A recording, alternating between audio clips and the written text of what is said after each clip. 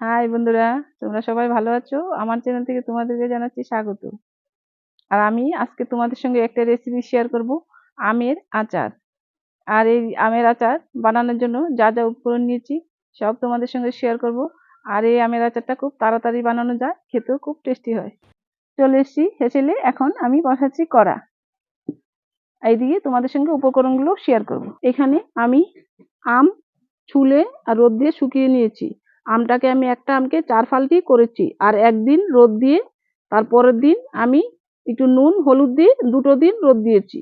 এই যে 2 দিনের রোদ দেওয়া আম, দেখো এরকম শুকনা হয়েছে, বেশি শুকায়নি, একটু একটু জল জল আছে। এখানে গুড় নিয়েছি 1 কিলো, অল্প চিনি, মশলা, শুকনো লঙ্কা, ধনিয়া, 5 ফোড়ন, মৌরি, গোটা জিরে। এবার শুকনা খোলা আমি মশলাগুলো ভেজে নিব। দিচ্ছি লঙ্কা, লঙ্কাগুলো আগে একটু ভেজে নিব, তবে সবগুলো মশলা সমানভাবে ভাজা হবে। লঙ্কাটা আমি 2 মিনিট টাইমের মতো আলাদা ভেজে নিয়েছি। এবার সব মশলা দিয়ে দিচ্ছি, 5 ফোড়নটাও দিয়ে দিচ্ছি, অল্প আছে নাড়াচাড়া করে দিব। সব মশলা ভালো করে ভেজে নিয়েছি উনুনের আঁচ কম দিয়ে। এবার নামিয়ে নিচ্ছি। সব মশলার খুব সুন্দর সেন্ট বেরিয়ে গিয়েছে, দেখো কত সুন্দর হয়েছে মশলাগুলো। গুড় গলানোর জন্য এবার বসাচ্ছি কড়া। কড়াতে অল্প করে দিচ্ছি জল। জল খুব কম দেব, এত বেশি দেব না, পরিমাণ মতো 1 কাপ জল দিয়ে দিয়েছি। জলটা 2 মিনিট টাইমের মতো একটু গরম করে নিয়েছি। এবার দিচ্ছি গুড়।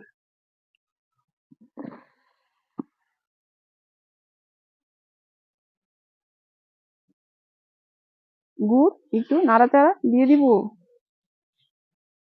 ভাজা মশলা মিক্সি থেকে গুঁড়ো করে নিয়ে আসবো। দেখো গুড়ে একদম আঁশ হয়ে এসছে।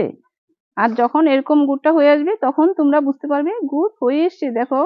আর এই আচারটার জন্য গুড়টা খুব ভালো করে জাল করে নিতে হবে। দেখো গুড়টা খুব ভালো করে জাল করে নিয়েছি। এবার দিচ্ছি আমগুলো।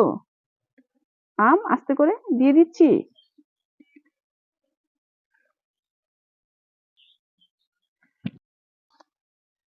আম আর গুড় ভালো করে মিশিয়ে নিচ্ছি। দেখো আম আর গুড় খুব সুন্দর করে মিশিয়ে নিতে হবে, তবে খেতে টেস্টি হবে।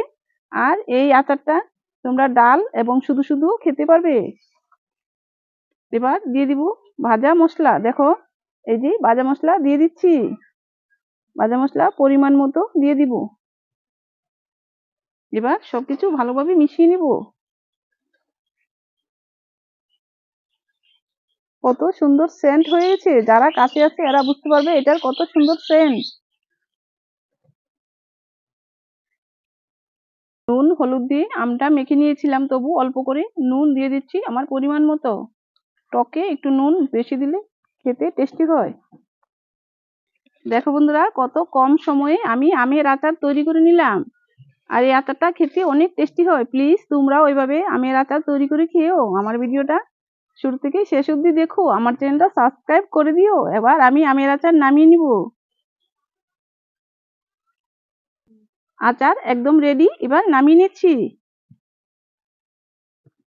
দেখো দেখতে কত সুন্দর হয়েছে, খেতে অনেক টেস্টি হবে। আর কত ঝটপট আচার হয়ে গেল। এবার ঠান্ডা করে কৌটোতে ঢুকিয়ে দেব।